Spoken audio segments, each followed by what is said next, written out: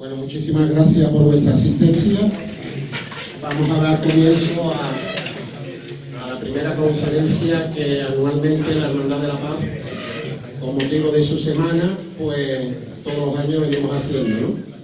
Para eso, don José Jacome, hermano de la Hermandad de la Borriquita y de la Hermandad de Veracruz, va a ser el que presente a nuestro primer conferenciante, don Juan Infante Sánchez. Sin más, os paso con don José ya.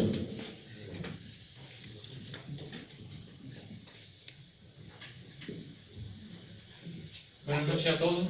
En primer lugar, agradecer a la hermandad el que me haya brindado la oportunidad de presentar a Juan Infante, porque son muchos años los que nos conocemos, de que desde coincidimos cursando EGB en el colegio de San José y posteriormente que coincidimos en la Facultad de Derecho aquí en Jerez para cursar esta carrera. Él finalmente ejerciendo como abogado y yo como administrador de finca.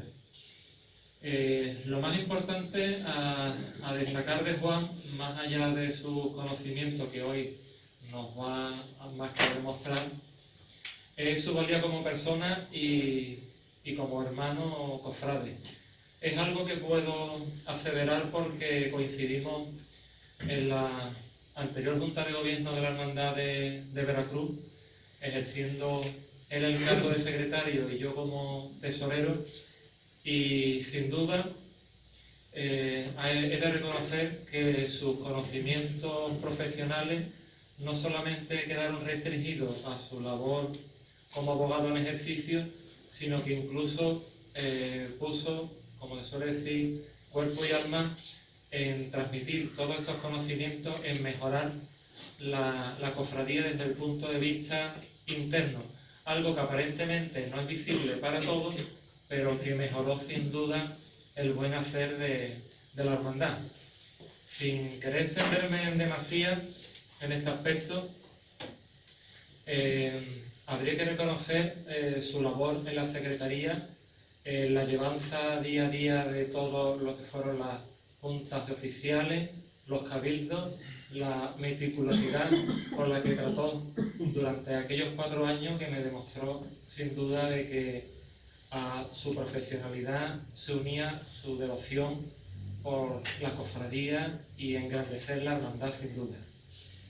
Hoy nos trae un asunto del que por mi propia profesión también conozco, al menos de manera colateral, y del que todo el mundo intentamos rehuir porque nos parece en cierta medida árido, pero reviste una gran importancia, porque sin duda, como dicen algunos intelectuales, nunca hemos sido tan esclavos, aunque no llevemos grilletes ni cadenas, de la gran información de datos que circulan en aquellos que dicen la nube, pero que revisten una gran información de todos nosotros, velando muchas veces la propia intimidad nuestra. Entonces, estos datos, si lo aplicamos en el mundo de las cofradías, todos hemos sido testigos a lo largo de nuestra experiencia que si en la mayoría del punto de las ocasiones hemos llegado a apuntar datos muy sensibles de una manera que prácticamente el círculo más cercano podía tener conocimiento, nunca hemos llegado a alcanzar la responsabilidad de custodiar esa información y los propios conflictos que se podrían suceder con una sociedad tan absolutamente judicializada y con las responsabilidades que se pueden derivar de cualquier acto. Hoy Juan, con su doctor conocimiento y su máster en nuevas tecnologías por la prestigiosa Universidad de Salamanca y máster oficial por la Universidad de La Rioja, sin duda nos va a aclarar muchos aspectos de la protección de datos y su aplicación al mundo de las hermandades y cofradías, que sin duda harán de que la llevanza de este aspecto en el mundo de nuestras hermandades y cofradías mejorará sin duda. Con todos ustedes les dejo a Juan Infante.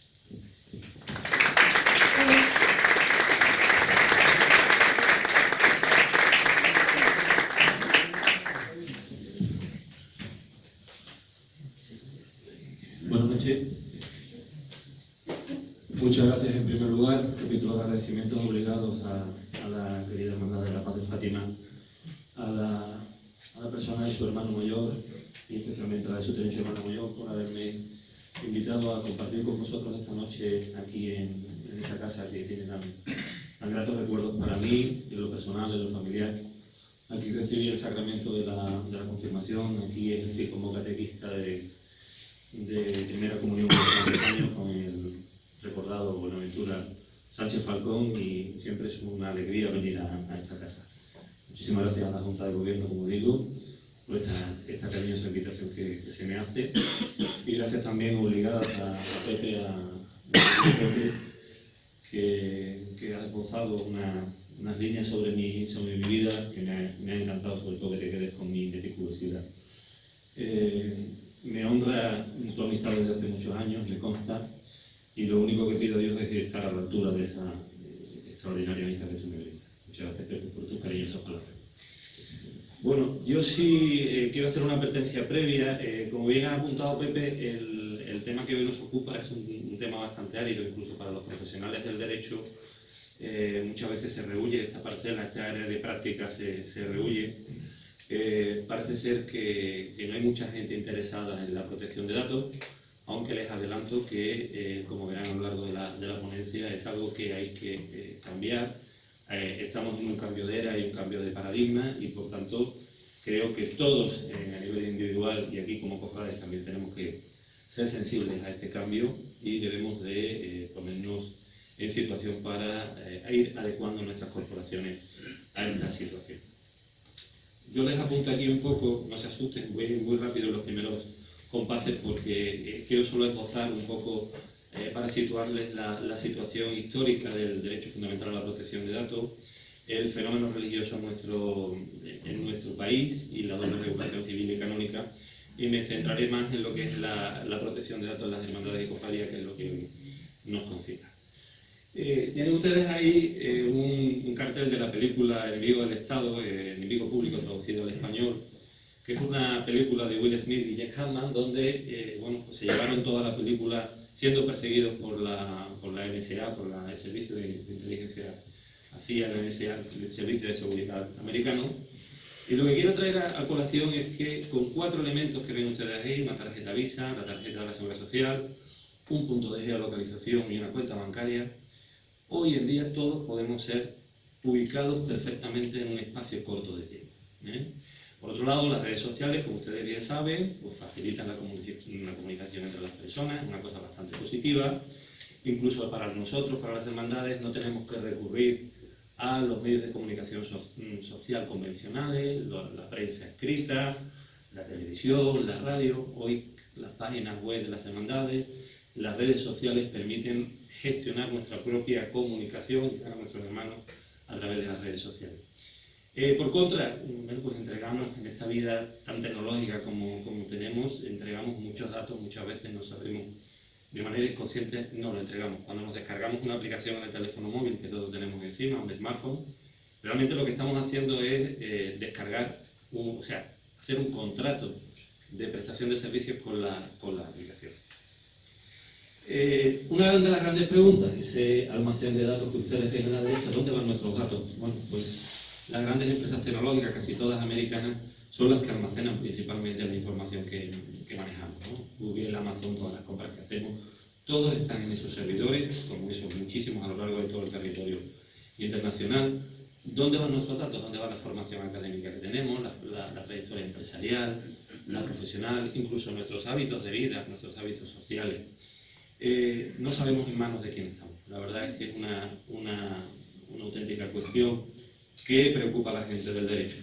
La Iglesia Católica se ha alineado con esta preocupación. El Reglamento General de Protección de Datos entró en vigor en mayo de 2018 y la Iglesia en España, sensible a esta circunstancia, pues ha dictado con la recomicio y con la aprobación por parte de la Santa Sede el 22 de mayo de 2018 un decreto general de la Conferencia Episcopal, que tienen ustedes ahí. La Congregación de Obispos aprobó ese decreto general. La protección de datos no ha sido algo extraño a las hermandades. De hecho, en el año 2004 hay una primera solicitud de información, una consulta que eleva la Hermandad del Gran Poder en relación a la entrega de los censos electorales a los candidatos, cuestión a la que nos referiremos más adelante. Bueno, aquí tienen ustedes a 2 señores, Samuel Warren y Louis Brandes, que son los padres de la protección de datos a nivel mundial.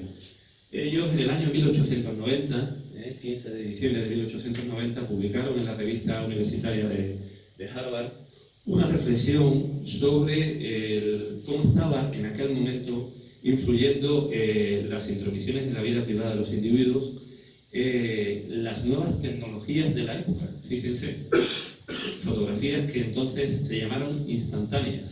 Hoy esto nos parece un mundo, pero son las primeras fotografías de 1890, por esa época, ¿no? Entonces a ellos les preocupó que antiguamente había que hacer un posado para que esas instantáneas, estamos hablando de verlos en el cine, esas instantáneas con los focos aquellos de carbono, pues esto empezó a preocupar a la sociedad americana del siglo XIX.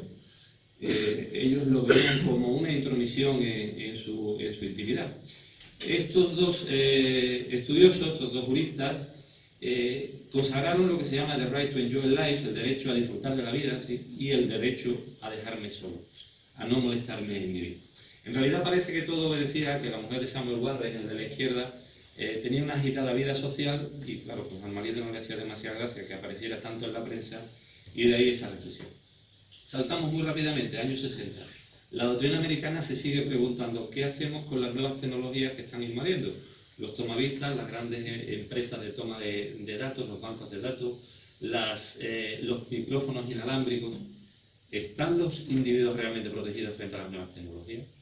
Es en el año 60 donde se avanza de manera importante con la reflexión que Adam Westing, otro jurista americano, incorpora, definiendo la privacidad. La intimidad es algo propio, íntimo, personal, pero la privacidad es esa capacidad que tenemos todos de decidir cuándo, cómo y en qué medida la información que nos concierne, la que nos afecta a nosotros, se comunica a terceros. Esa es la diferencia entre la intimidad, que es una cuestión íntima, lo que cada persona tiene en su interior, en su cabeza, y lo privado, la privacidad, lo que nosotros comentamos o hacemos partícipe a terceros. El concepto que vamos a manejar esta noche es el de la privacidad, el derecho a controlar nuestra información. Hay numerosas referencias en la literatura y en el cine. Es icónica esta novela de George Orwell, la novela famosa de 1984, donde se supone que hay un partido que controla la vida de los ciudadanos para que no se desintegre nunca el poder. Algo así se maneja en la doctrina científica actual en torno a la protección de datos, de que no sabemos, como decíamos al principio, quién controla nuestras vidas, quién sabe nuestra información, quién maneja nuestros datos. Otro hito histórico en la protección de datos, el famoso caso Watergate, donde Richard Nixon tuvo que dimitir como presidente de los Estados Unidos porque se filtró la existencia de un establecimiento de grabación de espionaje y espionaje de conversaciones. A raíz de eso, Estados Unidos dictó la Privacy Act de 1974 para evitar el uso indebido de información sobre individuos por parte de las autoridades. En nuestro sistema continental, en Europa, bueno, la primera referencia que encontramos a la protección de datos es de un Estado regional, el Estado Federado de Hesse, en el año 1970, con la Datenschutz. La primera ley nacional es de 1973 de Suecia, y la referencia, digamos, oficialmente más importante a nivel de protección de datos es Alemania, como en tantas cosas. Estos son los tres países, perdón, las tres referencias, dos países, Alemania y Suecia, que tenemos como primera avanzadilla de la protección de datos en Europa, que además coincide con las empresas, las naciones que estaban, digamos, más avanzadas tecnológicamente. ¿Cuál ha sido un poco el referente de Europa? Siempre, Europa nunca ha pretendido restringir el uso, la transferencia, el tratamiento de los datos. Siempre ha permitido los datos, pero con un control, asegurando la protección de los datos. Un punto de inflexión, sin duda, la sentencia del Constitucional alemán del 83, la ley del censo. Ahí es donde se configura ya como un derecho fundamental la protección de datos. Más ejemplos de Europa. Francia, en el año 74, la prensa se hizo eco de un caso similar al de Estados Unidos. En Francia se llamó el Safari, que era un sistema automatizado de ficheros administrativos de repertorio de individuos, de ahí su acróstico, Safari. Y a raíz de aquello, pues que el Estado francés quería controlar la vida de los ciudadanos, pues se dictó la Ley Informática y las Libertades de 6 de enero del 2009. En nuestro país, nuestra legislación, en la Constitución del 78, los constituyentes no previeron la expansión tecnológica que hoy disfrutamos y se limitaron a hacer una pequeña mención en el artículo 18.4 de la Constitución de que la ley limitará el uso de la informática para garantizar el honor y la intimidad personal y familiar de los ciudadanos y el pleno ejercicio de sus derechos.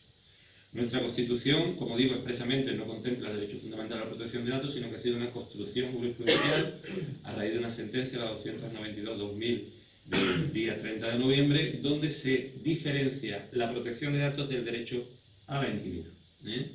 En España tiene mucha importancia la fundamentación jurisprudencial de este derecho y se hace además basándose en dos instrumentos internacionales, como son las directrices de la OCDE, que las voy a pasar por lo alto, y el Convenio Europeo de Derechos Humanos del Consejo de Europa, que tiene después en el año tiene un protocolo adicional al que ahora nos referimos.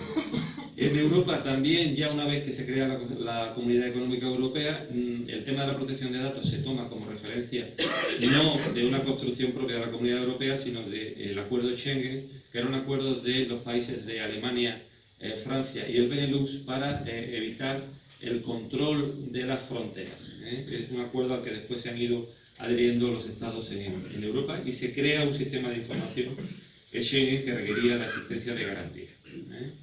Estas son un poco las referencias legislativas hasta que llegamos a la Directiva 95/46, que ha sido derogada en el año 2018, que es, digamos, la primera gran legislación que hace Europa, ya la Comunidad Económica Europea, la Unión Europea, que obliga a los Estados miembros a garantizar las libertades y los derechos fundamentales de las personas físicas.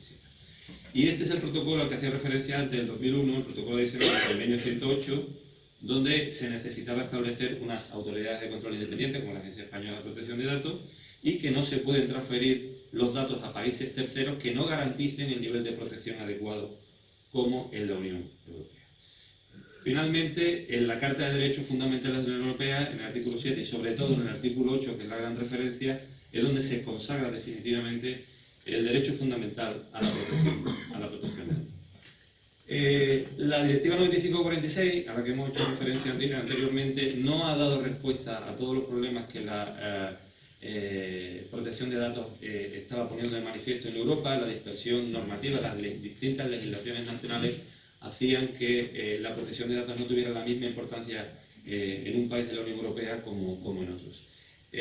Por eso se ha decidido en el 2016, entrada en vigor 2018, adoptar la forma legal de reglamento de directa aplicación a todos los estados, con independencia de que después los estados pudieran legislar por sí mismos algunos aspectos. Pero cualquier persona que invoca el reglamento de protección de datos está invocando derecho nacional. El otro elemento que nos ocupa hoy es el fenómeno religioso. En la Constitución española se reconoce en el artículo 16 la libertad de todo individuo o colectividad de profesar creencias religiosas y manifestarlas públicamente mediante prácticas o culto que deben ser respetadas y amparadas por el Estado. Nuestro Estado se configura como un Estado aconfesional, es decir, ninguna confesión es la que se reconoce estatal, pero el hecho de que no haya ninguna religión oficial no quiere decir que haya una neutralidad, no existe una indiferencia. El Estado tiene que cooperar, dice el artículo 16.3, con la Iglesia Católica y con las demás confesiones, poniendo así de manifiesto que la Iglesia Católica tenía un estatus distinto a las demás confesiones. La libertad religiosa es la inmunidad de coacción, es decir, cada uno puede abrazar la fe religiosa y ordenar su propia vida individual y social de acuerdo a esas creencias. Este derecho se puede ejercer individualmente o también colectivamente, en este caso, por ejemplo, como hacemos nosotros en nuestras corporaciones nazarenas. ¿Cuál es el límite de esa libertad? Que no es una libertad ilimitada, evidentemente, pues el mantenimiento del orden público protegido por la ley. Las facetas de la libertad religiosa, ahí tienen ustedes la positiva, que el individuo puede tener y manifestar sus creencias, las que tenga por conveniente, y una negativa, de que nadie nos puede obligar a declarar algo sobre la religión que no creemos o hacernos creer en una religión en la que no estamos inclusos. La dimensión interna y la dimensión externa dentro de la positiva. La dimensión interna todos la conocemos, es la libertad que ha de tener toda persona para formar en su interior sus propias convicciones. Es lo que el Constitucional nuestro llama un claustro íntimo de creencias. Eso es lo que todo el mundo tiene en su cabeza, en lo que cree y en lo que no cree. Y la dimensión externa es la capacidad que tenemos de, una vez decidido que vamos a expresar que creemos en algo, pues manifestarlo, lo que se conoce como la libertad de culto. Ahí tienen referencias de las sentencias del Constitucional donde se ha puesto de manifiesto esa doble dimensión de nuestra libertad religiosa. La Constitución, como hemos dicho, a nivel individual reconoce la libertad de cada individuo, pero también reconoce la de las confesiones o la de los grupos, las asociaciones. Decíamos antes que la neutralidad del Estado no significa indiferencia. Con respecto a la Iglesia Católica, a finales del año 78 se promulga la Constitución y el 3 de enero del 79 el Estado español firma con la Santa Sede, dos estados soberanos e independientes, los acuerdos jurídicos, los acuerdos de la Santa Sede que establecen unos 6 acuerdos, quiero recordar, acuerdos jurídicos, acuerdos económicos, acuerdos sobre educación. Tienen naturaleza jurídica de tratado internacional, están firmados por los plenipotenciarios de cada país, en nuestro caso aprobados por las Cortes Generales y publicados en el BOE. Todas estas circunstancias hacen que ese acuerdo de la Santa Sede pueda ser invocado como de aplicación directa ante cualquier tribunal o ante cualquier administración.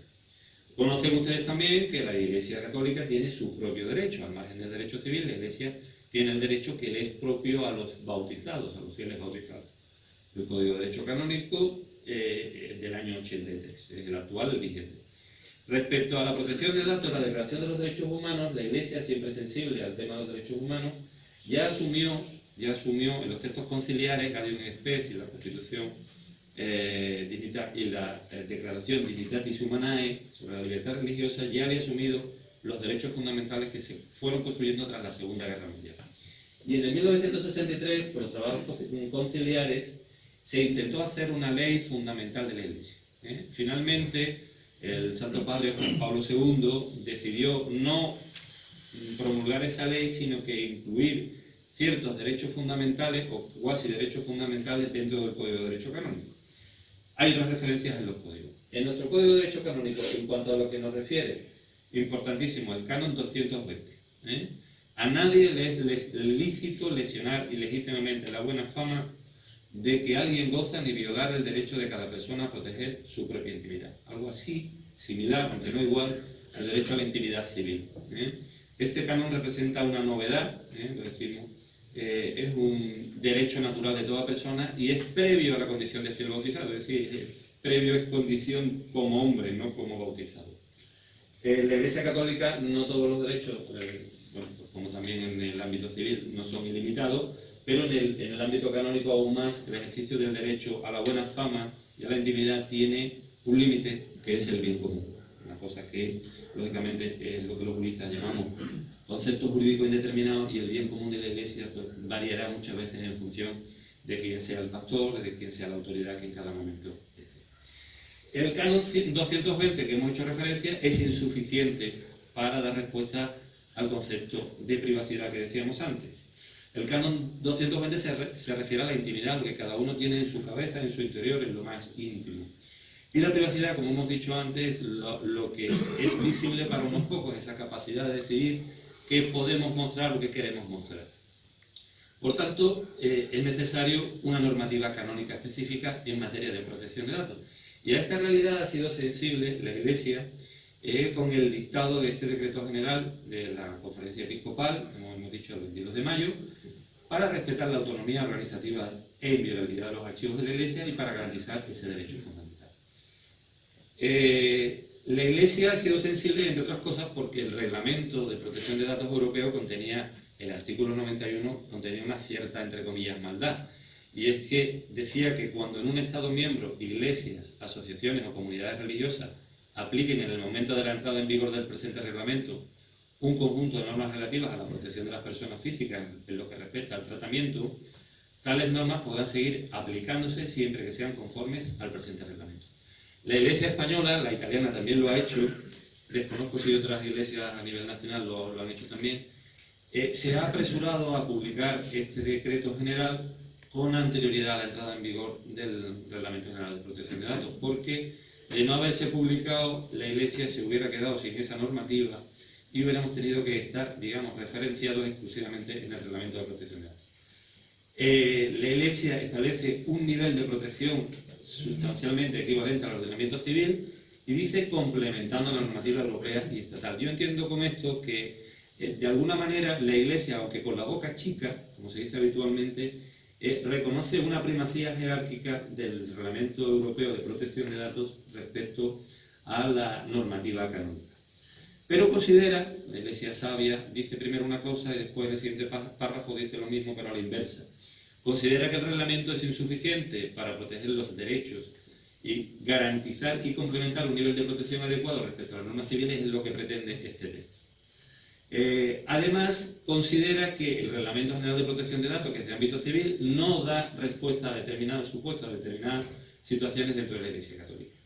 Y reconoce la complejidad técnica y la novedad de esta materia y se deja la puerta abierta a que en el futuro se puedan dictar normas de desarrollo de este decreto general que siempre van a contar con un escollo o con un filtro, que es el de la aprobación del delegado de protección de datos de la Conferencia Episcopal. Es decir, para cualquier norma de desarrollo que quiera hacer, por ejemplo, la Iglesia Particular de Jerez, va a necesitar el concurso favorable de la Conferencia Episcopal Española. Las hermandades, debemos de meternos en la cabeza ya y sensibilizarnos de que debemos manejar las dos normativas, la civil y la canónica, o la canónica y la civil, como ustedes me dicen. Ustedes prefieran. La hermandad es una asociación de la Iglesia Católica con personalidad jurídica pública eclesiástica. Lo tenemos claro desde el mismo momento en el que el obispo dice ok, o el arzobispo dice ok a la erección de una nueva cofradía. Y se constituye en una asociación de carácter civil para operar en el tráfico civil, en el tráfico mercantil, ser sujeto de derechos y obligaciones desde el mismo momento en el que se escribe en el registro de entidades religiosas que depende del Ministerio de Justicia. No todas las cofradías están inscritas en el registro de entidades religiosas. Me consta que desde el obispado, desde la Conferencia Episcopal, se insta a que se inscriban y también en muchas ocasiones no nos acordamos de renovar los cargos que están muchas veces desfasados.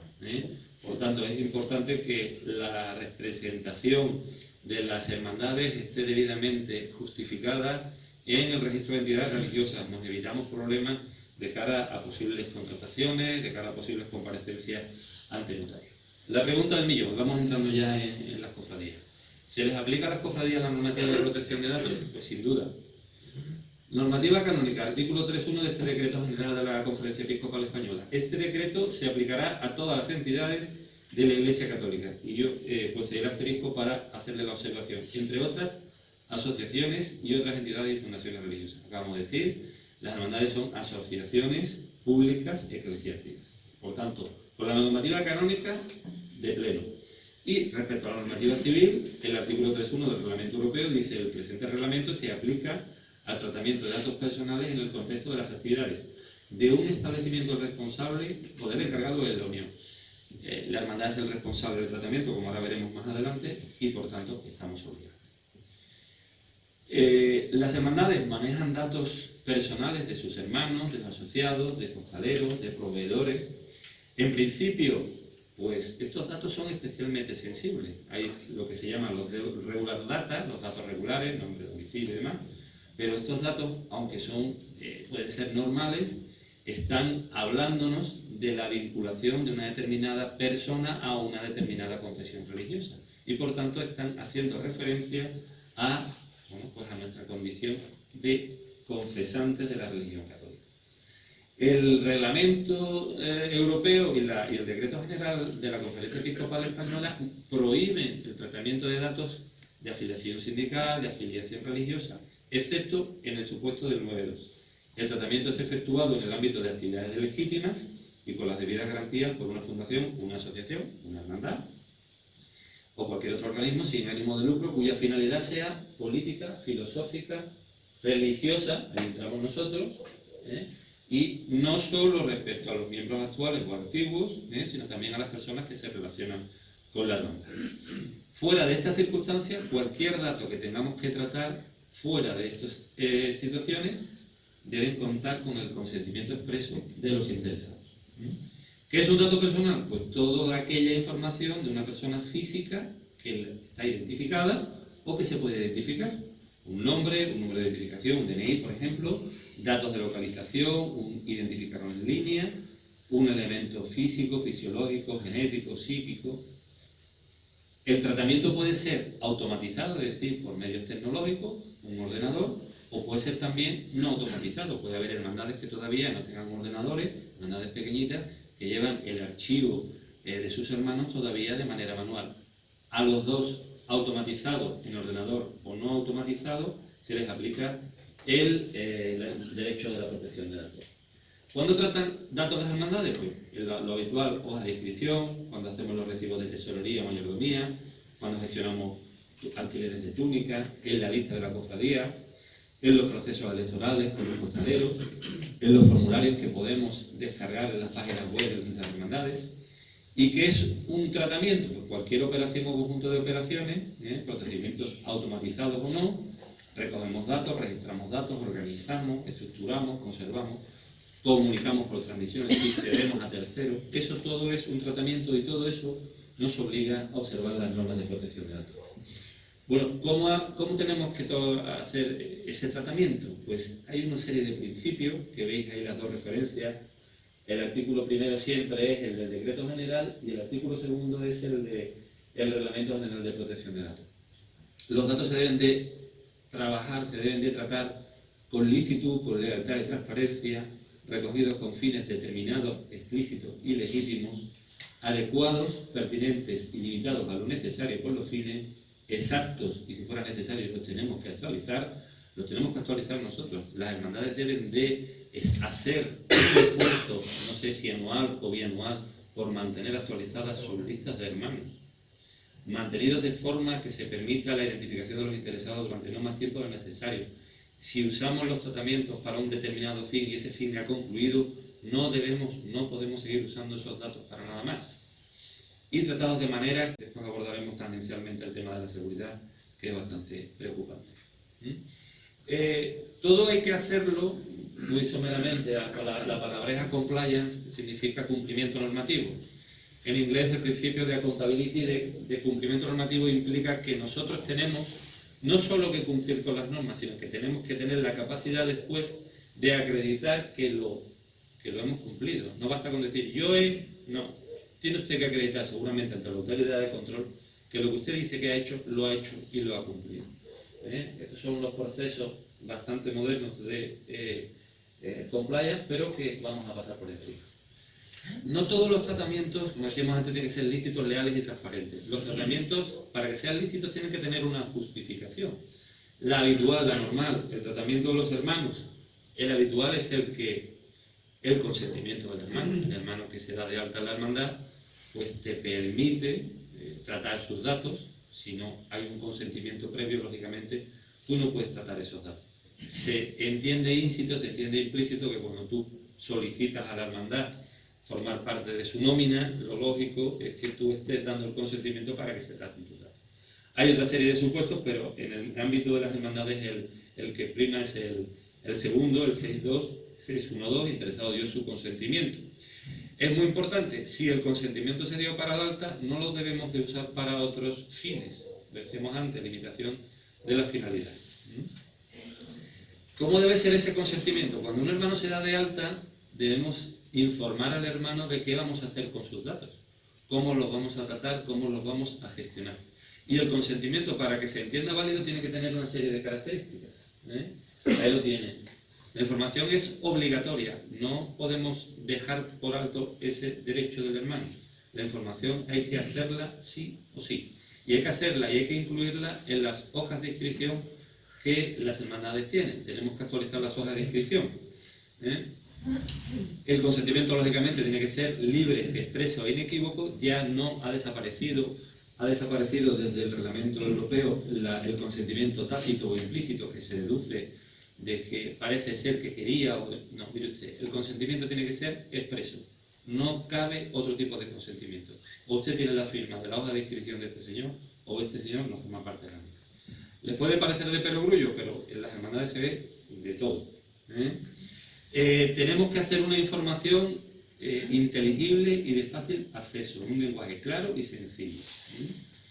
Tenemos que, como hemos dicho, que en virtud de ese principio de responsabilidad proactiva de la contabilidad, de tener la capacidad de acreditar que este señor consistió verdaderamente. Una novedad que introduce el decreto general, el consentimiento en Europa está en los 13 años. A partir de 13 años, un menor puede consentir el tratamiento de sus datos personales. En España se elevó a los 14 años, y la Iglesia, por su parte, lo eleva a los 16 años. En principio, en el ámbito de las hermandades, un menor que tenga 16 años puede ir a la hermandad y consentir el tratamiento de sus datos. Una cosa es el consentimiento de sus datos y otra cosa es que disponga de la autorización paterna para darse de alta o no en la hermandad. No confundamos, por ejemplo, como pasa con el tema de los costaleros. El costalero con 16 años necesita autorización, yo digo que de los dos progenitores, padre y madre, por aquello de que ahora existen situaciones de separaciones, divorcios y situaciones de crisis matrimonial que aconsejan que las hermandades sean precavidas y tengan el consentimiento firmado de los dos progenitores. Pero claro, una cosa es el consentimiento para salir de costalero y otra cosa es el consentimiento para el tratamiento de sus datos personales, que después abordaremos. Los datos personales con 16 años ya los puede otorgar un menor. Como hemos dicho, la información debe ser concisa, transparente, inteligible y de fácil acceso, en un lenguaje claro, y ha de hacerse por escrito, incluso si es necesario, por medios electrónicos. La Agencia Española de Protección de Datos, nuestra autoridad de control, tiene una guía para el cumplimiento del deber de informar y recomienda que se haga la información en lo que se llama una doble capa, una información multinivel. De un lado, presentar una información básica en el primer nivel y enlazar normalmente a una página web, a un archivo en línea, toda la información de la política de privacidad, a la que luego también nos haremos referencia. ¿Qué información tenemos que facilitar a nuestros hermanos? Pues miren ustedes, la identidad y datos del contacto, que en este caso sería la hermandad, los datos de contacto del delegado de protección de datos, una figura importantísima que luego abordaremos, los fines para los que vamos a destinar los datos que en ese momento nos está dando el hermano, si el tratamiento se da en base al interés legítimo, que hemos dicho que pocas veces se va a dar, pues explicar cuáles son esos intereses legítimos que tiene la hermandad, los destinatarios, si lo vamos a mandar, por ejemplo, se me está ocurriendo, aquí en Jerez hay pocas hermandades que lo hacen, pero hay una comunicación fiscal para las deducciones en renta. Bueno, pues eso es una comunicación de datos. Nosotros estamos mandando a Hacienda los datos de los hermanos a través del pago de sus cuotas para que en su renta le aparezca la deducción que pueda hacerse como donación. El plazo de conservación de los datos, los derechos que le asisten al hermano y el derecho a presentar una reclamación. Siempre lo tenemos que hacer, no se nos puede olvidar porque es muy importante. Aquí les propongo un modelo de hoja, de información que hay que incorporar a una hoja de inscripción de una hermandad. El responsable del tratamiento es, diríamos, los datos de la hermandad con su correspondiente CIF-NIF, el domicilio, los datos de contacto del delegado de protección de datos, la finalidad del tratamiento, en este caso gestión administrativa, contable, fiscal, estadística, histórica de comunicación relativas al culto, emplear para la difusión pública de sus actividades y el tiempo que van a estar los datos del hermano a disposición de la hermandad, mientras que usted conserve la condición de hermano. El tratamiento, como hemos dicho, está legitimado por el consentimiento expreso. Los destinatarios, pues puede ser, en principio, preveemos que no se cedan, excepto administraciones públicas que nos pidan algún dato, fuerzas y cuerpos de seguridad del Estado, agencias tributarias y lo estrictamente necesario para el correcto funcionamiento de nuestra corporación y también, lógicamente, en materia normativa canónica, Obispado de Sidonia Jerez, reunión de hermandades, asesorías que intervengan en la gestión de la hermandad, imprentas, empresas de medios que colaboren con nosotros. ¿Quién es quién en la protección de datos? Es muy importante. Yo he puesto aquí esta viñeta de Miguel Segura. El señor de Bastón, lógicamente, como fiscal, es el responsable del tratamiento, es el que manda, y detrás va el el encargado de tratamiento, hacemos referencia. El responsable de tratamiento es la hermandad, la persona que define, dice la ley, determina los fines y los medios de tratamiento. Dice qué datos va a recabar y cómo los va a emplear. En nuestro caso, las hermandades y el consejo local. El encargado de tratamiento, pues es una persona física o jurídica, bien puede ser una empresaria individual o una persona o una empresa que trabaja para la hermandad. Tenemos asesoría, tenemos empresas informáticas, de web, de hosting, de almacenamiento, en nube, empresas que nos mandan las cartas de los hermanos, community manager, que contratamos empresas que nos llevan las redes sociales. Algunas hermandades tienen ya aplicaciones para móviles, algunas también recurren a la instrucción documental, o mejor no, pero en Sevilla hay cosas que sí. Prestan servicios para la hermandad. Nosotros les cedemos los datos a ellos para que nos hagan un trabajo. Ellos son encargados de tratamiento. Y corresponsables cuando más de dos se ponen de acuerdo para la llevanza, para la gestión de algún caso concreto, tienen que hacer un tratamiento de datos y de manera solidaria van a responder tanto del ejercicio de los derechos como de una hipotética responsabilidad en la que puede venir por. Cualquiera de los dos al final se convierte en responsable. Debe haber un acuerdo entre ellos por escrito donde se deje claro a qué se obliga a cada uno de ellos. El responsable de tratamiento debe ser escrupuloso en la elección de las empresas con las que se trabaja. Debemos de asegurarnos de que la empresa de hosting, la empresa de almacenamiento en nube, cumple con todos los estándares de seguridad. La empresa que nos hace el mail, que nos manda las cartas de los hermanos, no es una empresa que es del primo de mi hermano de no sé quién, que es baratita. Ojo, que nos estamos complicando la vida muchas veces con datos que, como hemos dicho al principio, revelan una confesión, revelan una adscripción a una institución religiosa. El encargado de tratamiento tiene una limitación, no puede subcontratar por su cuenta, se lo tiene que decir previamente al responsable de tratamiento, a la hermandad, y la hermandad tendrá que autorizar en todo caso si se puede o no se puede. Es importante, las relaciones con la empresa de mail, las relaciones con este tipo de empresas, asesorías y demás, deben de estar documentadas por escrito.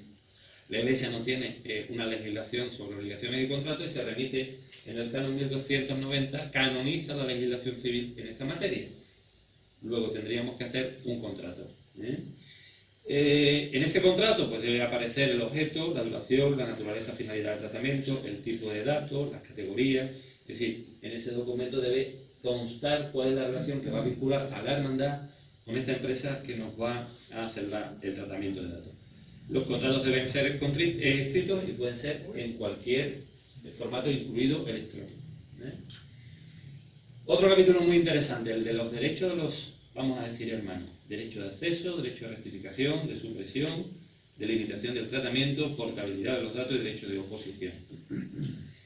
El derecho de acceso, bueno, en principio hay un apartado general, tanto en el decreto como en el reglamento, de que las solicitudes han de hacerse por el titular, siempre por el titular, el caso de menores por el representante legal de este, normalmente los titulares de la patria potestad, y cabe también la representación voluntaria, representación que debe, lógicamente, hacerse a través de poder notarial.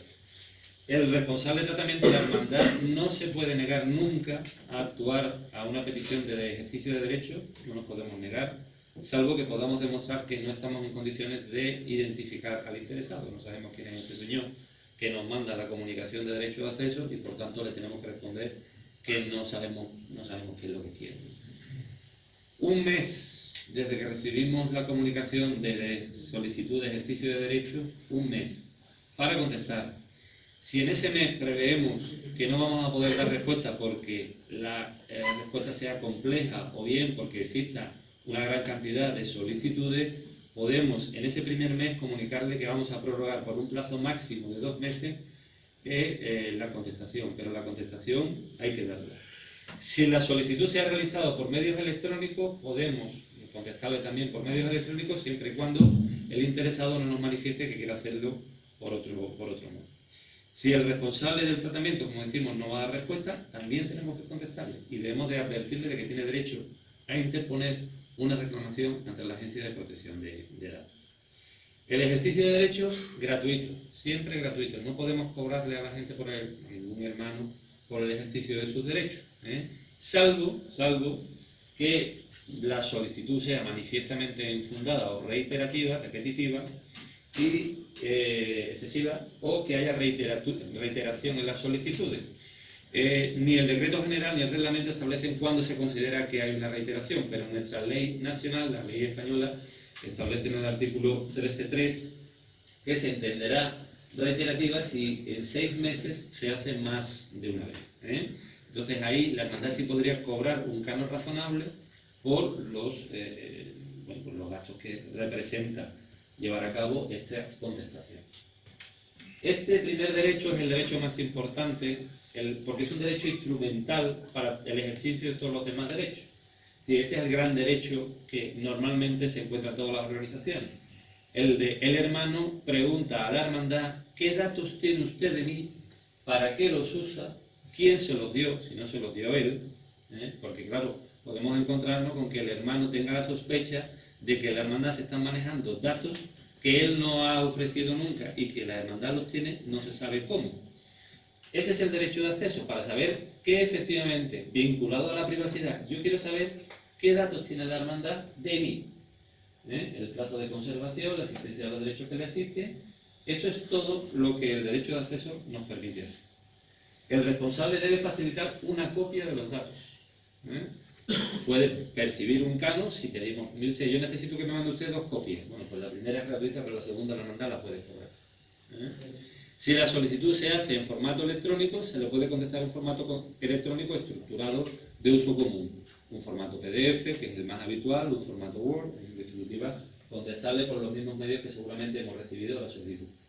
Y no se debe tramitar ninguna solicitud sin previamente el DNI del interesado, para acreditar que efectivamente es el que lo solicita, y en el caso de que haya representación, por ejemplo en caso de menores, pues habrá que exigir, además del DNI del menor si lo tuviere, pues el libro de familia que acredite la vinculación entre los representantes o titulares de la patria potestad, y en el caso de que se actúe por representación voluntaria, el documento auténtico que acredite el poder sobre el que se dice que se ejerce ese derecho. Derecho de rectificación, paso muy rápidamente por él. Si están los datos incompletos o inexactos, podemos solicitar que los modifiquen. No se modificará el log histórico, por aquello de que pues son los datos que en aquella época estaban. Y una cosa importante que ni el decreto general establece la conferencia, ni tampoco el reglamento, es el tema de los fallecidos, ¿no? Cuando queremos rectificar los datos de... Bueno, pues este derecho se puede ejercer por los familiares cercanos, por razones de hecho también, porque así lo establece nuestra legislación nacional. El derecho de supresión, mire usted, yo ya no quiero seguir apareciendo ahí en la hermandad y quiero que usted me suprima de sus bases de datos. Este es el ejercicio, tiene algunas implicaciones, pero vamos a pasar por él. Limitación del tratamiento. Mire usted, yo estoy pensando en que el tratamiento que usted está haciendo de mis datos es ilícito y le voy a plantear a usted una reclamación ante la autoridad de control, ante la Agencia de Protección de Datos. Le solicito que me bloquee los datos y usted no los puede usar mientras que esto se soluciona o se solventa. Principio de limitación del tratamiento, lo que antiguamente se llamaba bloqueo. Esos datos no se pueden usar, se tienen que mandar a una base de datos donde no se acceda, donde no pueda ser tratado, y si el tratamiento es no automatizado, se debe sacar del archivo del fichero y tener, digamos, un fichero desbloqueado. El derecho a la portabilidad, este me hace mucha gracia en el ámbito de las cofradías porque yo creo que no se va a dar nunca. Está pensado principalmente para situaciones en las que una persona, sobre todo con una empresa de suministro, quiere cambiar de empresa telefónica o quiere cambiar de empresa de electricidad, ¿no? El derecho a la portabilidad, el derecho que tiene una persona es solicitar a la organización o a la empresa que los datos que tiene suyos se los pase a otro titular. No veo yo a la gente diciendo: oye, ponme los datos que tengo en la hermandad tal, que me voy a dar de alta lo más tal cual. No lo veo yo muy a qué. No creo que se aplique en el ámbito de nuestras cofradías. Y el derecho de oposición, cuando hay una situación determinada, este es muy complejo técnicamente y voy a prescindir de él. Es el derecho que tú tienes a que no se lleve a cabo el tratamiento o el cese del mismo, pero en unas situaciones que tienen que ver con unas condiciones personales que yo creo que en hermandades tampoco se van a producir. Una figura clave en todo este entramado de la protección de datos es el delegado de protección de datos, o sus siglas DPO en inglés, Data Protection Officer, ¿no? Todas las hermandades y consejos locales están obligados a nombrar uno. Y las hermandades deben de empezar a ponerse las pilas en este sentido. Todos los delegados de protección de datos van a estar coordinados siempre por el delegado de la conferencia episcopal, que además es el que va a servir de puente o interlocución ante la autoridad de control, ante la Agencia Española de Protección de Datos. El decreto general habla de que tanto las asociaciones públicas, las hermandades y consejos locales, recibirán la designación de la persona idónea por la autoridad eclesiástica competente. En teoría, desde el obispado nos tiene que venir una comunicación diciendo: designen ustedes a tal o cual oficio dentro de la Junta de Gobierno como delegados de protección de datos. El delegado de protección de datos no puede ser responsable de ninguna actividad dentro de la hermandad, como ningún tratamiento de protección de datos, no puede tratar los datos porque si no se contaminaría, perdería la independencia que se exige. La comunicación del delegado de protección de datos hay que hacerla a la autoridad de control, en este caso a la Agencia Española. Hay un registro de delegados de protección de datos que gestiona la autoridad de control en Madrid, pero hay que hacerlo a través de la Conferencia Episcopal Española. Es una manera de la Iglesia de tener controlado. Se ha suscitado en Sevilla, precisamente, las hermandades empezaron a comunicar directamente a la Agencia Española el nombramiento de los delegados de protección de datos, y desde el Archidiócesis de Sevilla, desde el Arzobispado, se llamó la atención a las cofradías, se llamó la atención al delegado de protección de datos del Consejo de Cofradías de Sevilla, porque se había omitido ese trámite a través de la Conferencia Episcopal.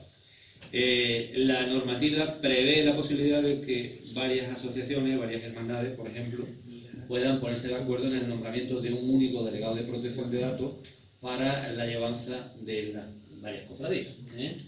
¿Quién puede ser DPO? Bueno, o DPD. El artículo 36 del decreto dice al menos los siguientes requisitos: tener cualificación jurídica y conocimientos de la protección de datos. Es algo complicado. A nivel español es una exigencia que tenga titulación universitaria, se recomienda. Y otra cosa importante, que desempeñe el cargo en exclusiva. Hacemos referencia a que no puede tener esa vinculación o contaminación con el tratamiento de los datos. En definitiva, es una especie de fiscal de lo que se haga a nivel de protección de datos en la hermandad.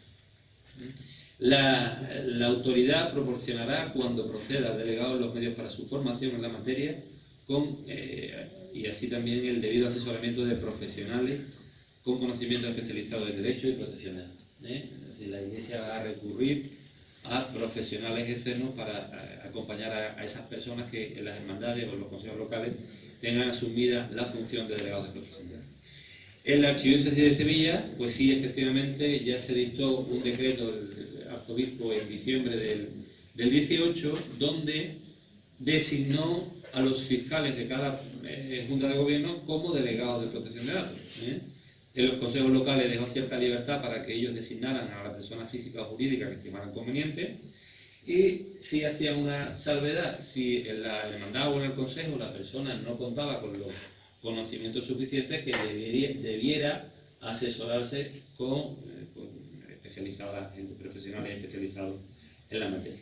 Todos los delegados de protección de datos de la Archidiócesis de Sevilla, pongo el ejemplo porque está regulado expresamente en Sevilla, en Jerez no me consta que esté regulado, trabajarán en coordinación bajo la tutela del DPD de la Archidiócesis de Sevilla. ¿Cuáles son las funciones del delegado de protección de datos? Informar y asesorar a la hermandad y a las personas empleadas. Una cosa importantísima: el concepto de personas empleadas, que el artículo 427 del decreto general dice que son los clérigos y candidatos al sacerdocio, miembros de órdenes religiosas, quienes realicen prácticas laborales o actividades análogas en una entidad eclesiástica, personas que realicen actividades de voluntariado, yo entiendo que ahí entran las hermandades y cofradías, o a través de una entidad eclesiástica, personas en proceso de selección de un puesto de trabajo o que estuvieran trabajando. Importante, somos personas, a estos efectos, las personas que trabajen con datos en la hermandad son personas empleadas, con lo cual a esto se les exige el deber de secreto y confidencialidad que aparece, aunque no voy a hacer referencia hoy porque es un poco complejo, aparece en el decreto general. Así que todas las personas que tengan relación con el tratamiento de datos, secretaría, tesorería, si hay secretario segundo, todos esos, a efectos del decreto, son considerados personas empleadas de la asociación. Cooperar en el caso con la autoridad de control, con la agencia española, como punto de contacto, y prestar atención a los riesgos de las operaciones. El enlace es el que tiene que velar por el cumplimiento de la normativa en protección de datos en la hermandad. Debe informar a la Junta de Gobierno, debe de inspirar el camino de la protección de datos dentro de la hermandad. Es la persona sobre la que pivota toda la protección de datos. Es un cargo nuclear. Es necesario que las hermandades sean conscientes de la importancia de este cargo. Tiene un estatus propio que es importante que participe, que no se le oculten las cuestiones relativas a los tratamientos, que participe de forma adecuada y en tiempo oportuno en todas las cuestiones relativas a la protección de datos, no que sea un objeto decorativo al que, oye, que viene de la protección de datos, el tío pesado, el tío Artilde, vamos a quitarnos de encima. Se está trabajando con derechos fundamentales, no lo olvidemos. El responsable de tratamiento de la hermandad respaldará al delegado de protección de datos en el desempeño de sus funciones, facilitando recursos y acceso a los datos personales. Tiene capacidad para revisar el trabajo de los tesoreros, de los secretarios, qué se está haciendo, cómo se están tratando los datos, dónde están nuestros datos almacenados. Esa es la función del delegado de protección de datos. No es el malajoso que viene a fastidiarnos, es el que viene a hacer que todo se cumpla adecuadamente. ¿Puede desarrollar otras funciones de la hermandad? Sin duda, siempre y cuando no entren en conflicto de intereses. Es decir, el delegado de protección de datos tiene que mantener un estatus de independencia absoluta. Es como el fiscal. El fiscal de una junta de gobierno tiene la obligación, incluso moral, yo me atrevería a decir, de urgir al hermano mayor al cumplimiento, al hermano mayor y demás oficiales, urgir el cumplimiento de las reglas, de los estatutos y de la normativa que le es de aplicación a la hermandad. Es decir, es la persona que se eleva por encima de toda la junta de gobierno y le dice: cuidado que estamos haciendo las cosas mal. Sí, es un cargo de una autoridad moral tremenda. A ese nivel se coloca el delegado de protección de datos.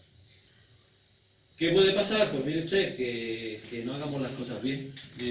El Reglamento General de Protección de Datos y el decreto también de la Iglesia orientan hacia el riesgo. Antiguamente, tanto la legislación española como la ley, como el reglamento, establecían una serie de niveles. Nos decían muy claramente: si tratas datos de esta naturaleza, tienes que tener medidas de tipo baja, media. Si tratas datos sensibles, como son los de afiliación a una confesión religiosa, tienes datos de nivel alto. Y tienes que tener este catálogo de medidas determinado. Hoy en día eso ha cambiado con el reglamento. El reglamento enfoca a riesgo y no todas las organizaciones son iguales. ¿Qué dice el reglamento de protección de datos y el decreto? Oiga, mire usted conoce su organización, usted conoce cuáles son los riesgos que tiene, cuáles son los peligros que tiene, y a usted le corresponde, en virtud de esa responsabilidad proactiva, en virtud de esa exigencia de acontabilidad, determinar qué medidas técnicas y organizativas tiene usted que disponer para que esto no sea un disloque. La seguridad absoluta, quien haya sufrido una brecha de seguridad, quien haya sufrido una pérdida de seguridad, pues sabe lo que es, ¿no? No podemos garantizar, nadie, ningún informático, y quien lo haga miente, puede garantizar la seguridad. La seguridad es siempre un deseo, no es una posibilidad, es una potencialidad.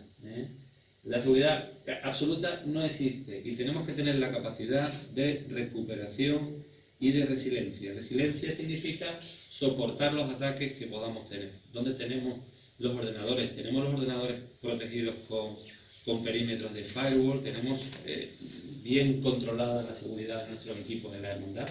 Es importante. Y además debemos establecer un protocolo de actuación en supuestos de que, por desgracia, pues tengamos una brecha de seguridad.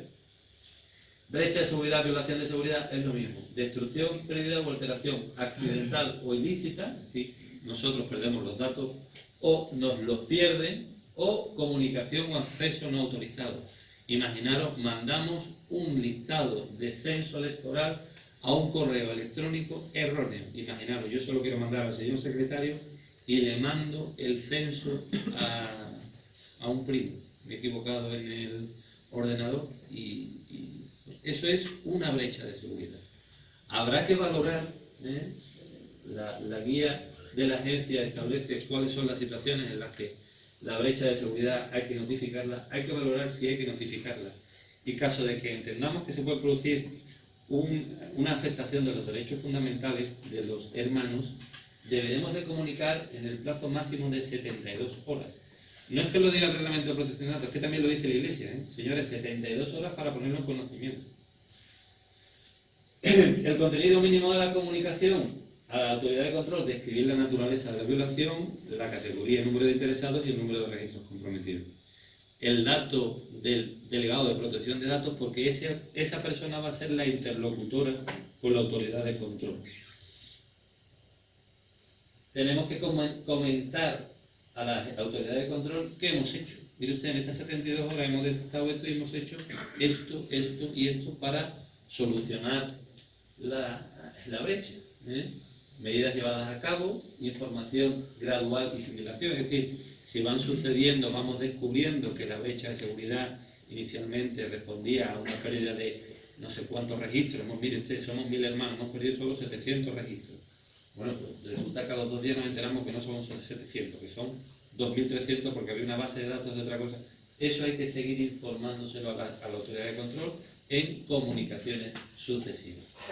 Y si entendemos que esa violación, esa brecha de seguridad ha producido o puede producir una vulneración de los derechos fundamentales de nuestros hermanos, principalmente de los hermanos, debemos de comunicárselo a los propios hermanos. Tenemos que comunicarlo. Nos podemos encontrar pues con que esto salga a la luz y la crisis reputacional en la que se ha envuelto una hermandad pues es de considerables dimensiones. Déjate ya de excusas y cumple con la protección de datos o te llevarán sanciones, hijo mío. Un poco a medio en serio, medio en broma, ¿me pueden sancionar? Pues sí, desgraciadamente sí. El decreto de la conferencia episcopal, dentro de la Iglesia lógicamente es raro sanciones y pues no hay sanciones en el decreto, pero el reglamento puede imponer multas administrativas de temblar hasta 10 millones de euros o el 2% de la facturación anual de la empresa. En este caso debemos entender presupuesto de la hermandad, siempre se optará por la mayor de las cuantías, o hasta 20 millones en el caso de que la violación sea muy importante. Por ejemplo, cuando se le niega el derecho a una persona a derecho de acceso, es una violación muy grave para la Agencia Española de Protección de Datos y para el Reglamento Europeo, y nos llevaría a un rango de 20 millones de euros o un 4% del presupuesto de la hermandad, para hacérselo pensar. Pero aparte de eso, que es una multa administrativa, si esa violación de seguridad o esa falta de derecho ha provocado un perjuicio en el hermano, pues nos podemos encontrar que además nos puedan solicitar una indemnización por daños y perjuicios, como establece el artículo 82 del Reglamento Europeo. Oído ahí abajo, como diría el capataz, ¿no? Hay ciberseguros que ya cubren estas contingencias, las hermandades deben empezar a valorarlo también, y hay también seguros de directivos, porque no descarten que un día, pues alguien, no voy a decir un rebotado, porque es lo más habitual, pero alguien decida coger por la calle en medio y ponerle una reclamación a una hermandad por el incumplimiento de la protección de datos en la hermandad, y nos veamos envueltos en una situación importante y además reclame la responsabilidad derivada a los miembros de la Junta de Gobierno porque no han hecho las cosas como deben. Sí, hoy estar en una Junta de Gobierno se está convirtiendo, desgraciadamente, en una aventura y en una, yo diría que en un trabajo de riesgo, aparte de todas las concomitancias que tiene el mundo cofrade de por sí, pero este tipo de cuestiones también hace pensar a la gente en todo este tipo de cuestiones, ¿no? ¿Merece la pena o no merece la pena estar a nivel directivo? Bueno, hay seguros, no son especialmente caros, me consta que el de ciberseguros, por ejemplo, no es muy caro. Hay un par de personas aquí en Jerez que lo están haciendo, si queréis después os lo puedo facilitar. Una tarea que hay que hacer, el registro de actividades de tratamiento. No la tiene que hacer el delegado de protección de datos, la tiene que hacer la hermandad, la tiene que hacer seguramente el secretario, que es describir en un documento qué tratamientos hacemos, qué finalidades tenemos, quiénes son los interesados de esos datos, qué categoría de destinatario hay, aquí se comunica, si se comunica, si hay transferencia internacional de datos, la supresión, el plazo de supresión. Y este registro de actividades debe estar por escrito y debe estar a disposición tanto del delegado para que lo revise, lo supervise y de la autoridad de control de la Agencia Española de Protección de Datos, por si acaso. Una cosa importante, a día de hoy la Iglesia no ha renunciado a nombrar o a, digamos, constituir una autoridad de control propia. La autoridad de control tiene una serie de exigencias que, bueno, que son las que le permitirán, digamos, constituirse como tal. A día de hoy, como digo, la autoridad de control donde las hermandades van a tener que responder está en Madrid, en la Agencia Española de Protección de Datos. En el futuro la Iglesia puede montar su propia autoridad de control, pero mientras que sí y mientras que debemos de responder para todas estas cuestiones ante la Agencia Española de Protección de Datos en Madrid. Un ejemplo, lo mismo que antes ponía un ejemplo de lo que es el derecho de información, la primera capa. Aquí tienen ustedes un flujo o mapa de datos. Estos son los tratamientos. Se me ha ocurrido esto, podría haber puesto otro, pero hermanos, entre hermanos, gestión económica, bolsa de calidad, redes sociales, videovigilancia. Una cosa importante, la videovigilancia, hay que empezar, no sé si ha sido en un pueblo, no sé exactamente qué pueblo ha sido en Sevilla. Carrión de los Céspedes, exactamente. Pues bueno, ayer parece ser que entraron y, bueno, pues profanaron el sagrario. Entonces, las hermandades que tienen templos podrían empezar a plantearse también disponer de cámaras de videovigilancia, y las hermandades que tengan un tesoro que cuidar y que conservar, pues también no está de más para que después no tengamos que lamentar. La videovigilancia tiene un régimen específico que habría también mucha tela de cortar. Bueno, pues esto es un poco lo que la hermandad debe hacer, porque esto lo necesita el delegado de protección de datos para supervisar que los tratamientos son conformes a derecho, y la autoridad de control, la Agencia Española, si algún día tenemos un incidente o viene una inspección, que sepa exactamente qué es lo que estamos haciendo con los datos, cómo lo hacemos. Ahora vamos ya con el final, para terminar, los tratamientos particulares. A mí son los 4 que se me han ocurrido. Tesorería, para mí es el más importante que de todos los tratamientos que puede llevar a cabo una hermandad. Debemos revisar la hoja de inscripción, sobre todo para incluir esa cláusula informativa de protección de datos. Cuidado con pedir datos excesivos, principio de minimización. Tenemos que pedir los datos que hagan falta para la gestión de la hermandad. No debemos de pasarnos de pedir lo que no sea. Tenemos ahí incorporar a las hojas de inscripción la información en materia de protección de datos. La básica, no hace falta la íntegra, sino con referenciar el link y tenerlo en la web de la hermandad es suficiente. Y yo recomiendo incluir una cláusula de consentimiento expreso también en la hoja de inscripción para la remisión de comunicaciones relativas a cultos y demás actos a través de correo electrónico, mensajería instantánea o cualquier otra tecnología que pudiera emplearse en el futuro. Yo eso lo recomiendo incluir o incluirlo en una previsión estatutaria si hay.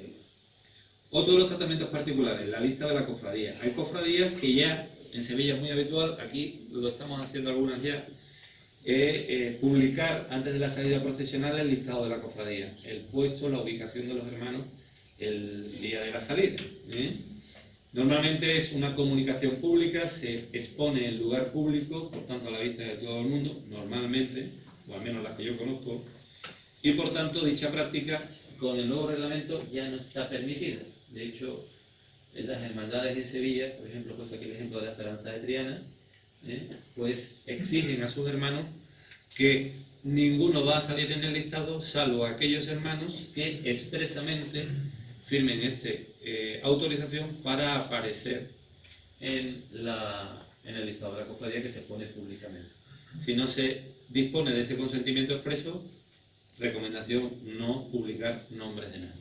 Hay otra posibilidad que es anonimizando los nombres, o bien usando el número de hermanos que suele ser conocido por el hermano. Por ejemplo, la hermandad de la Borriquita a la que pertenezco lo viene haciendo desde el año 2017. Antes de empezar también me enteraba que la hermandad de Soberano Poder lo viene haciendo también, por lo cual pues os felicito públicamente porque...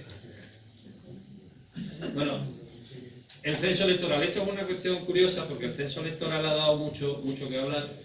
En el año 2004, la hermandad del Gran Poder, creo que concurría a las elecciones Enrique Esquivias, que después terminó siendo hermano mayor de la corporación, Enrique Esquivia le pidió a la Junta de Gobierno de por entonces que le cediera el censo electoral para dirigirse a los hermanos y comunicarle la intención de presentarse y me imagino que su programa electoral. La Agencia Española de Protección de Datos le contestó en ese informe jurídico 274 que no era posible darle al hermano el censo porque requería el consentimiento de los hermanos para ese menester. Las soluciones que se barajaron entonces fue incluir una cláusula expresa en la hoja de inscripción o que la Junta de Gobierno remitiera directamente la información a los hermanos de las distintas candidaturas, es decir, el candidato le ofrecía la información a la hermandad y era la hermandad la que gestionaba ese envío. Bueno, pues hay un cambio. Parece ser que mucha gente no lo sabe, pero desde el 2012 hay 2 sentencias de la Audiencia Nacional que dicen que el candidato tiene un interés legítimo en comunicar su propuesta electoral y pedirles el voto. Es posible la entrega del censo porque tiene un interés legítimo. Yo por mi parte recomiendo, para evitar, como todavía hay muchas cuestiones de la protección de datos que tienen que terminar en tribunales, yo para evitar problemas recomendaría incluir una cláusula de autorización para los procesos electorales, bien en la hoja de inscripción o bien una previsión estatutaria cuando se describe el proceso electoral, poner de manifiesto a través de un artículo que los candidatos podrán disponer del censo electoral que les será entregado por la Junta de Gobierno. Otro tratamiento particular que me llama la atención: el caso de los capataces y los costaleros. ¿Quiénes? Donde yo hablo de neoprofesionalismo, desde el respeto, pero creo que se está dando mucho en esta Semana Santa. Los capataces van con sus costaleros a las hermandades, normalmente llevan sus equipos, tanto de auxiliares como de costaleros, y ese concepto que teníamos en los años 80 de hermanos costaleros, aunque también lo he cuestionado muchas veces, ha desaparecido. Entonces, ¿quién es el titular de los datos? ¿Quién está tratando esos datos? ¿Los trata la hermandad? Si los trata la hermandad tiene que hacer una incorporación, como hemos puesto ahí, costalero, al reglamento, al registro de actividades de tratamiento y suscribir con el capataz un contrato de encargo de tratamiento. Es como si contratara el envío de mail. Usted está tratando los datos de mis costaleros, tiene usted que tratar los datos según le diga yo, como yo le diga y como yo les indique. Pero si por contra consideramos que los capataces los trata directamente él, que es el que trae su gente y él es el que organiza, el capataz debe llevar su registro de tratamientos propios, él es el que tiene que informar a los costaleros de sus derechos, él es el que tiene que adoptar las medidas de seguridad para que esos datos estén bien protegidos y cumplir directamente toda la normativa del decreto general y, ojo, asumir las sanciones. Si se equivoca el capataz tendrá que ser responsable, no venga después diciendo a la hermandad, oye, que es que estos datos son de tus costaleros, ¿no? Pero los estás gestionando tú, lo estás tratando tú porque tú te consideras responsable del tratamiento. Hay que tener presente, en el ámbito de los costaleros, todos sabéis que hay cesiones, si consideramos que el capataz es responsable del tratamiento, la hermandad va a tener información de esos costaleros. Sabemos que al Consejo Local normalmente se le cede una relación de costaleros para el tema del seguro. Estamos cediendo los datos de la hermandad al Consejo. Si no lo hemos dicho en la hoja de inscripción que lo vamos a ceder, no los podemos ceder. Si por contrario el capataz no lo dice, no los debe de ceder. Y después hay un tercer estadio, que es la aseguradora. Para que los costaleros estén asegurados, el Consejo Local tiene a su vez que mandar la relación a la aseguradora. Todas esas cesiones deben estar debidamente informadas a los interesados en ese recuadrito, así que es importante que lo tengamos presente. Redes sociales. Hay quien dice que las hermandades están excluidas de la protección de datos en las redes sociales por la excepción doméstica. El dictamen del 5/2009 del Grupo de Trabajo del artículo 29, hoy Comisión Europea de Protección de Datos, dice que no, porque se utiliza como plataforma de difusión y colaboración para una asociación. Por tanto, cualquier publicación que una hermandad haga en una red social debe respetar todas las normativas en materia de protección de datos. Muy importante, las fotografías. Subimos las fotografías a redes sociales Y la fotografía es, la imagen de una persona es una imagen, es un dato personal, la identifica. Por tanto, esa cesión de datos que estamos haciendo debe ser consentida. Nos podemos encontrar con problemas de esa naturaleza. Cuando hoy se hace una fotografía, debemos de decirle, no solo en este ámbito de las hermandades, sino, primero, autorización para la fotografía, para tomarla instantánea, y dos, autorización para subirla, porque yo puedo permitir que me hagas una foto para tu uso privado, pero a lo mejor no me interesa, no me conviene o no me apetece aparecer en la red social. Por tanto, con temas de imagen, doble autorización para la toma, para la captura de la imagen y para la subida a redes sociales.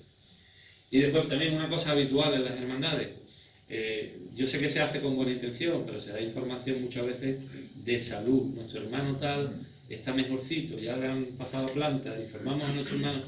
Ojo, porque a lo mejor hay gente que no quiere aparecer en redes sociales y los mensajes sobre estado de salud, como los mensajes o como la referencia a la condición religiosa, son datos sensibles, especialmente protegidos.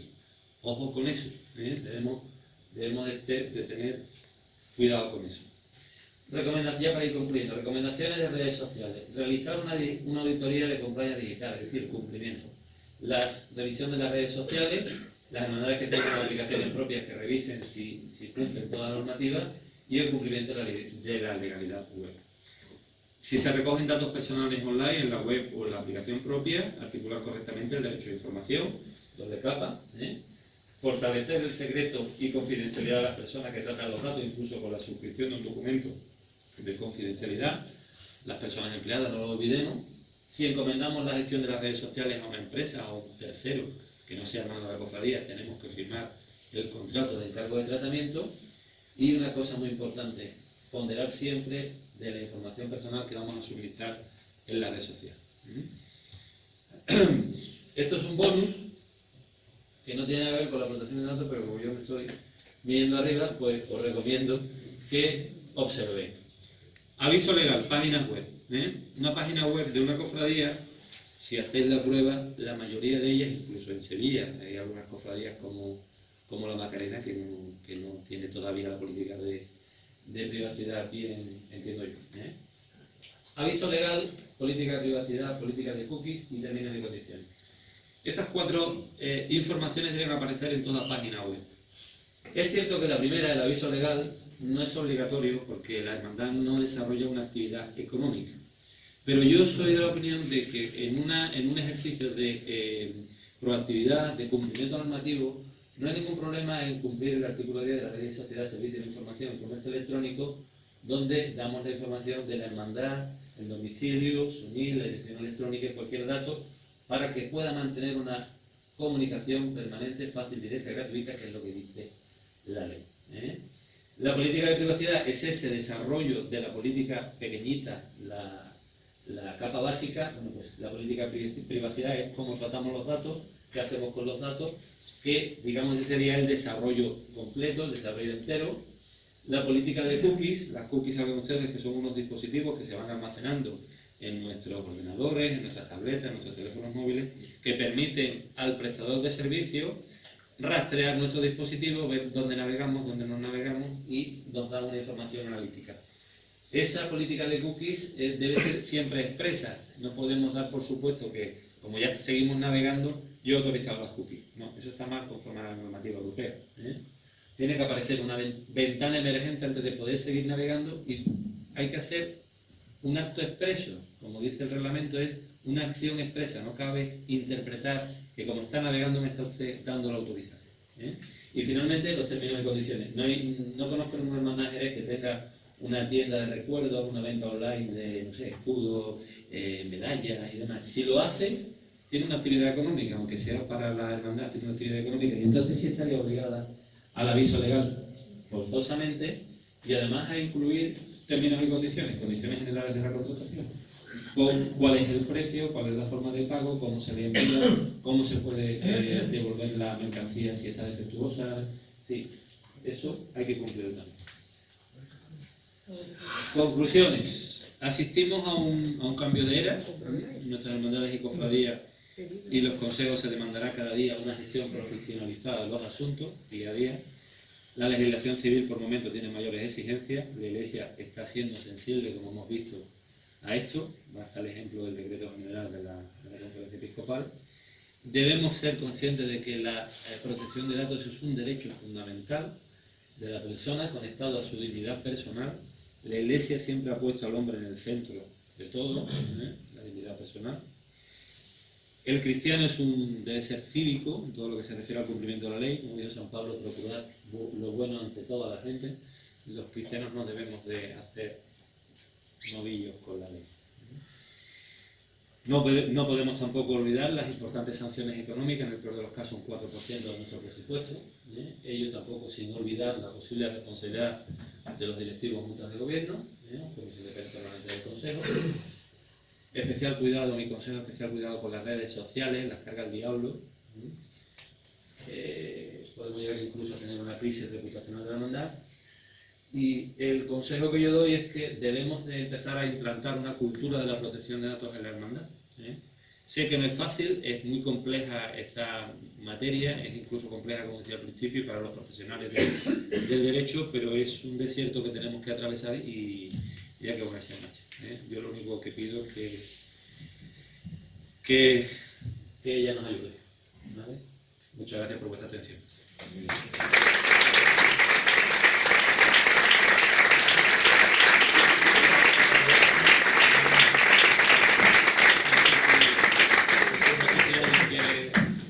No sé si alguien quiere preguntar algo que haya pasado por encima y quiera aclarar o... Yo sé que es demasiada información, pero si alguien quiere alguna duda, pues estoy encantado de atenderlo. Una pregunta. Cuando una hermandad ya tiene, digamos, una empresa que lleva todo el tratamiento de datos, ¿es obligatorio también tener al diputado? Según el decreto, sí. Sí. Tiene que haber un delegado de protección de datos. Aunque una empresa le esté llevando todo... La empresa sería ese servicio especializado de asesoramiento externo que se supone que viene a cubrir las carencias que pueda tener el fiscal. Hombre, no todo el mundo tiene formación jurídica y formación jurídica específica en protección de datos. Es más, te diría que muy pocas personas lo tienen. Entonces, el decreto hace referencia, y el decreto de Sevilla nos puede servir de referencia también, hace mención a que cuando no se tengan capacidades que se requiera el concurso de empresas especializadas. Con lo cual, si vosotros tenéis ya nombrado un delegado de protección de datos, pero tenéis además una empresa especializada, pues vais en coche de caballo. Vais fenomenal. Digo que tú eres vicesecretario, pero vamos.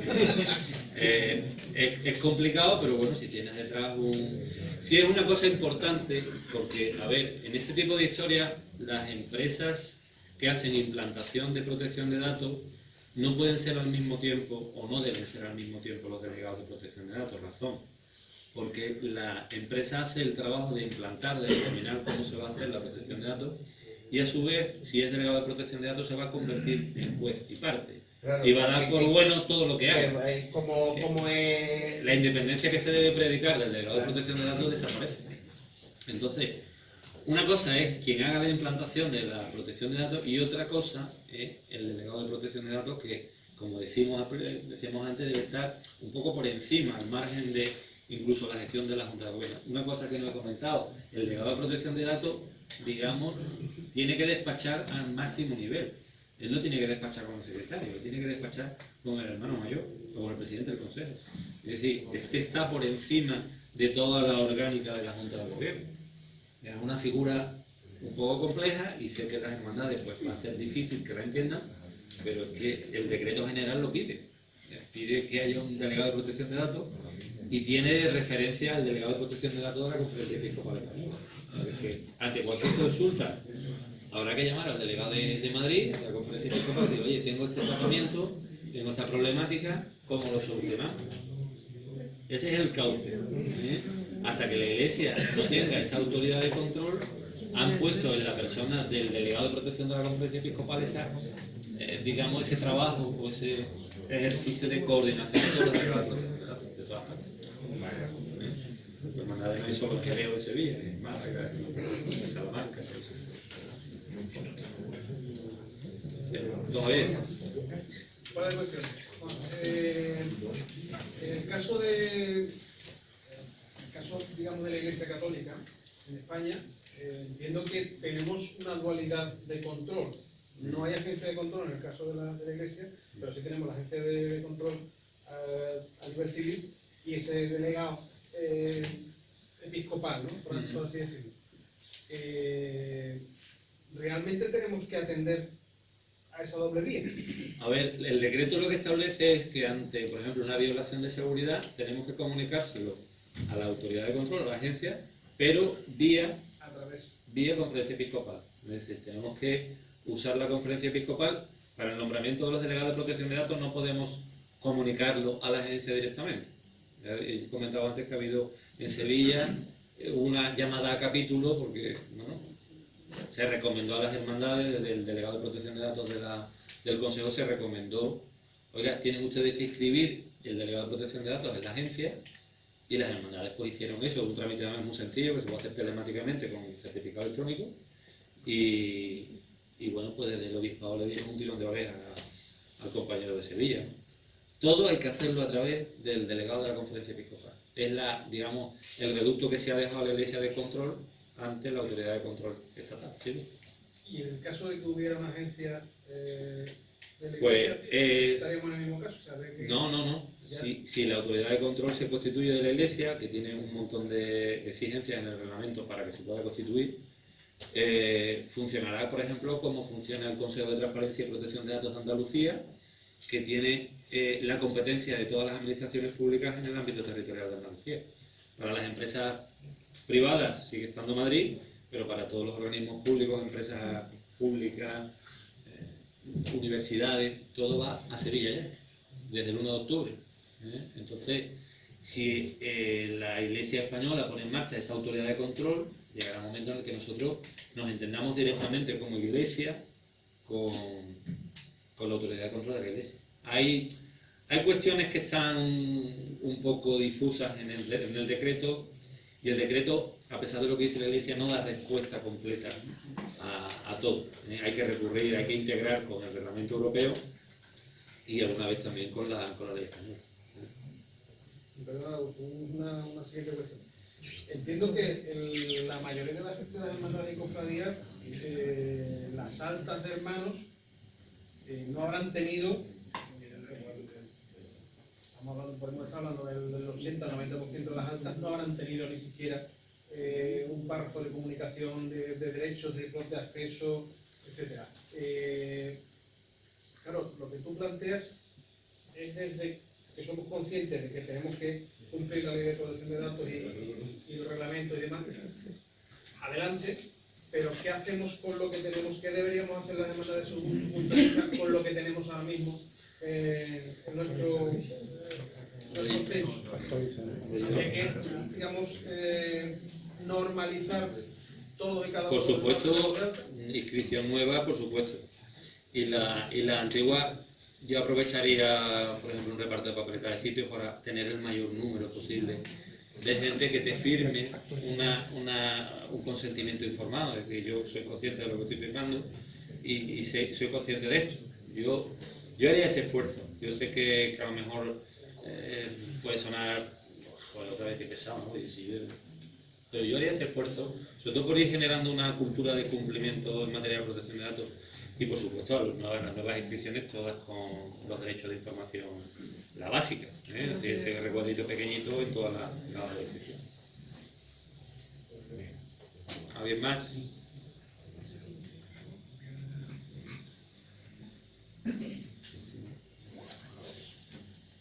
Pues si no hay más preguntas. Bueno, yo te voy a hacer la última. Vamos a ver. Con las bajas de los hermanos, evidentemente los datos de esas personas quedan, digamos, en la Secretaría de la Hermandad. Con esos datos, ¿qué se hace? ¿Se informa al hermano que se van a destruir? ¿Se destruye? ¿Cómo se actúa? No, a ver, los datos esos se pasan a lo que se llama el derecho de limitación, se bloquean, no se usan, y solo se pueden conservar a efectos de fines históricos, estadísticos. ¿Pero hay que conservarlos? Forzosamente. No, forzosamente no, pero vamos, yo entiendo que una hermandad debe conservar su historia. Otra cosa es que se trate. Es decir, los tratamientos, cuando son actuales, tienen un régimen, y cuando son en fines de investigación, interés histórico-científico, fines estadísticos, tienen otro régimen.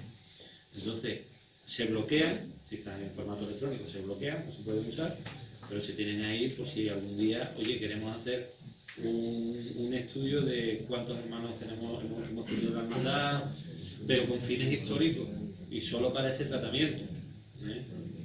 Pero no se pueden usar, se deben de bloquear, no se pueden usar en el día a día de la hermandad. ¿Lo listo, no? Pues muchas gracias, espero no haber sido demasiado pesado.